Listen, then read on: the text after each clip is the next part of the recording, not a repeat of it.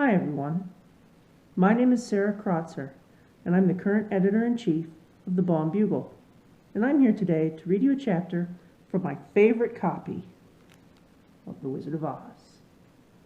I hope you have your favorite copy too.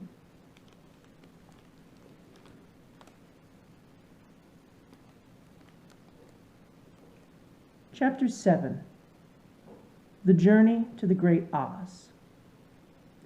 They were obliged to camp out that night under a large tree in the forest, for there were no houses near. The tree made a good thick covering to protect them from the dew, and the Tin Woodman chopped a great pile of wood with his axe, and Dorothy built a splendid fire that warmed her and made her feel less lonely.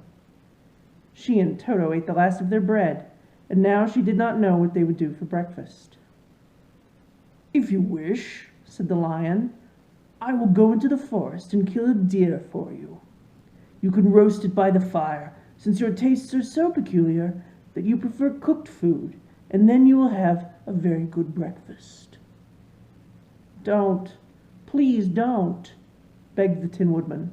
"I should certainly weep if you killed a poor deer, and then my jaws would rust again." But the lion went away into the forest and found his own supper.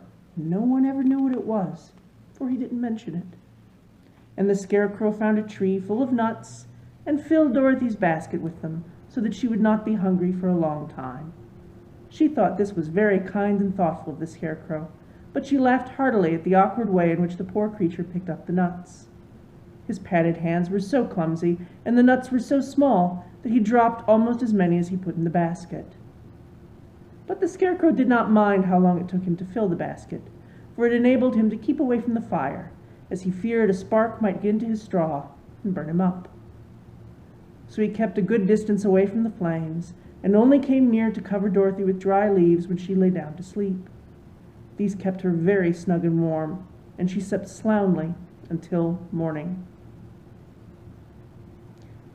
When it was daylight, the girl bathed her face in a little rippling brook, and soon after they all started toward the Emerald City.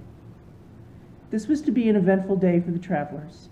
They had hardly been walking an hour when they saw before them a great ditch that crossed the road and divided the forest as far as they could see on either side. It was a very wide ditch, and when they crept up to the edge and looked into it, they could see it was also very deep, and there were many big, jagged rocks at the bottom. The sides were so steep that none of them could climb down, and for a moment it seemed that their journey must end. "What shall we do?" asked Dorothy despairingly. "I haven't the faintest idea," said the Tin Woodman, and the lion shook his shaggy mane and looked thoughtful. But the Scarecrow said, "We cannot fly, that is certain. Neither can we climb down into this great ditch. Therefore, if we cannot jump over it, we must stop where we are." "I think I could jump over it," said the Cowardly Lion, after measuring the distance carefully in his mind. "Then we are all right," answered the Scarecrow, "for you can carry us all over on your back, one at a time." "Well, I'll try it," said the lion. "Who will go first?" "I will," declared the Scarecrow, "for if you found that you could not jump over the gulf, Dorothy would be killed, or the Tin Woodman badly dented on the rocks below. But if I am on your back, it will not matter so much, for the fall would not hurt me at all." "I'm terribly afraid of falling myself," said the Cowardly Lion, "but I suppose there is nothing to do but try it. So get on my back, and we will make the attempt." The Scarecrow sat upon the lion's back, and the big beast walked to the edge of the gulf and crouched down. "Why don't you run and jump?" asked the Scarecrow. "Because that isn't the way we lions do these things," he replied. Then, giving a great spring, he shot through the air and landed safely on the other side. They were all greatly pleased to see how easily he did it, and after the Scarecrow had got down from his back, the lion sprang across the ditch again. Dorothy thought she would go next, so she took Toto in her arms and climbed on the lion's back, holding tightly to his mane with one hand. The next moment it seemed as if she was flying through the air, and then, before she had time to think about it, she was safe on the other side. The lion went back a third time and got the Tin Woodman, and then They all sat down for a few moments to give the beast a chance to rest, for his great leaps had made his breath short, and he panted like a big dog that had been running too long. They found the forest very thick on this side, and it looked dark and gloomy. After the lion had rested, they started along the road of yellow brick, silently wondering, each in his own mind, if ever they would come to the end of the woods and reach the bright sunshine again. To add to their discomfort, they soon heard strange noises in the depths of the forest, and the lion whispered to them that it was in this part of the country that the Calados lived. "What are the Calados?" asked the girl. "They are monstrous beasts, with bodies like bears and heads like tigers," replied the lion, "and with claws so long and sharp that they could tear me in two as easily as I could kill Toto. I'm terribly afraid of the Calados." "I'm not surprised that you are," returned Dorothy. "They must be dreadful beasts." The lion was about to reply when suddenly they came to another gulf across the road, but this one was so broad and so deep that the lion knew at once he could not leap across it. So they sat down to consider what they should do, and after serious thought the Scarecrow said, "Here's a great tree standing close to the ditch. If the Tin Woodman can chop it down so that it will fall to the other side, we can walk across it easily." "That is a first-rate idea," said the lion. "One would almost suspect you had brains in your head instead of straw." The woodman set to work at once, and so sharp was his axe that the tree was soon chopped nearly through. Then the lion put his strong front legs against the tree and pushed with all his might, and slowly the big tree tipped and fell with a crash across the ditch, with its top branches on the other side. They had just started to cross this queer bridge when a sharp growl made them all look up, and to their horror they saw running toward them two great beasts with bodies like bears and heads like tigers. "They are the Calados!" said the cowardly lion, beginning to tremble. "Quick!"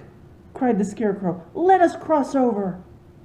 So Dorothy went first, holding Toto in her arms. The Tin Woodman followed, and the Scarecrow came next. The lion, although he was certainly afraid, turned to face the Calados, and then he gave so loud and terrible a roar that Dorothy screamed and the Scarecrow fell over backward, while even the fierce beasts stopped short and looked at him in surprise.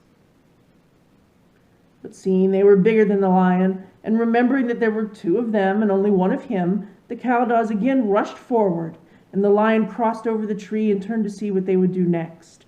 Without stopping an instant, the fierce beasts also began to cross the tree, and the lion said to Dorothy, "We are lost, for they will surely tear us to pieces with their sharp claws. But stand close beside me, and I will fight them as long as I am alive." "Wait a minute," cried the Scarecrow. He had been thinking what was best to be done, and now he asked the woodman to chop away the end of the tree that rested on their side of the ditch. The Tin Woodman began to use his axe at once, and, just as the two Calados were nearly across, the tree fell with a crash into the gulf, carrying the ugly, snarling brutes with it, and both were dashed to pieces on the sharp rocks at the bottom. "Well," said the cowardly lion, drawing a long breath of relief, "I see we are going to live a little while longer, and I am glad of it, for it must be a very uncomfortable thing not to be alive. Those creatures frightened me so badly that my heart is beating yet."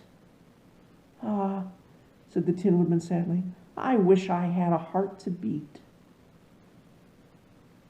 This adventure made the travelers more anxious than ever to get out of the forest, and they walked so fast that Dorothy became tired and had to ride on the lion's back.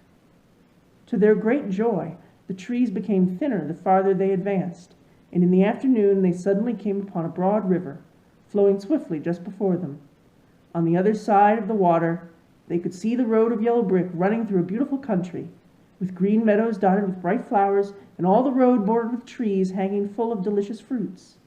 They were greatly pleased to see this delightful country before them. "How shall we cross the river?" asked Dorothy.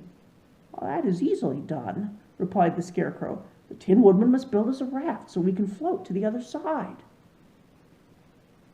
So the woodman took his axe and began to chop down small trees to make a raft, and while he was busy at this, the Scarecrow found on the riverbank a tree full of fine fruit.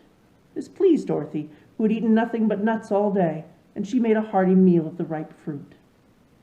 But it takes time to make a raft, even when one is as industrious and untiring as the Tin Woodman, and when night came the work was not done. So they found a cozy place under the trees where they slept well until the morning, and Dorothy dreamed of the Emerald City, and of the good Wizard of Oz, who would soon send her back to her own home again. Well, that's the end of that chapter. We'll be posting the others soon.